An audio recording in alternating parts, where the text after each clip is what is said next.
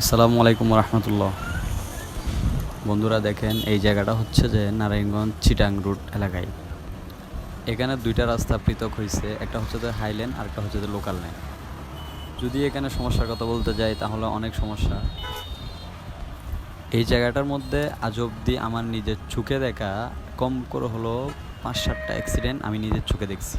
এই জায়গাটায় অ্যাক্সিডেন্ট হওয়ার কয়েকটা কারণ আছে। একটা হচ্ছে যে ড্রাইভারের মানে অসতর্কার কারণে, মানে খুব দ্রুত স্পিডি চালায় আসার কারণে। উপরে কিন্তু বিলবোর্ড দেওয়া আছে, মানে বোর্ড দেওয়া আছে যে হাই লেন এবং লোকাল লেনের, লোকাল লেন ড্যামরা চলে গেছে আর চিটাং হাই লেন দিয়ে চলে যাবে, এরকম একটা সাইনবোর্ড দেওয়া আছে। কিন্তু ওইগুলা না দেখে অসতর্কভাবে জুড়ে চালায় আসার কারণে হতে পারে কিছু কারণ। আরও কিছু কারণ হতে পারে, যেমন এখানে সরকারিভাবে এই মানে লাইনের মধ্যে দেওয়া আছে, কিন্তু হচ্ছে যে এখানে নিচে একটা মানে লাইন যে পৃথক হয়েছে সেজন্য একটা চিহ্ন দেওয়া হয় ওই যে আইল্যান্ডের গোড়ায়, যেখানে আইল্যান্ড ভেঙে গেছে অ্যাক্সিডেন্টের কারণে।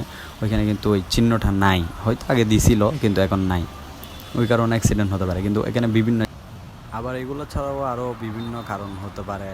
যেমন কিছু গাড়ি এখানে এসে দাঁড়ায়, এই যে দেখেন সামনে দেখতে পাচ্ছেন, এই যে ডুয়েল লিমিটেডের একটা গাড়ি এই সামনে এখানে দাঁড়াইছে, ডুয়েল লিমিটেডের গাড়িটা এখানে। তো এটা তো মানে দাঁড়ানোর কোনো জায়গাই না, ঠিক আছে? এই কারণেও হতে পারে এই যে গাড়িগুলো দাঁড়ায়, চাইলে তো নিচে দাঁড়াতে পারতো।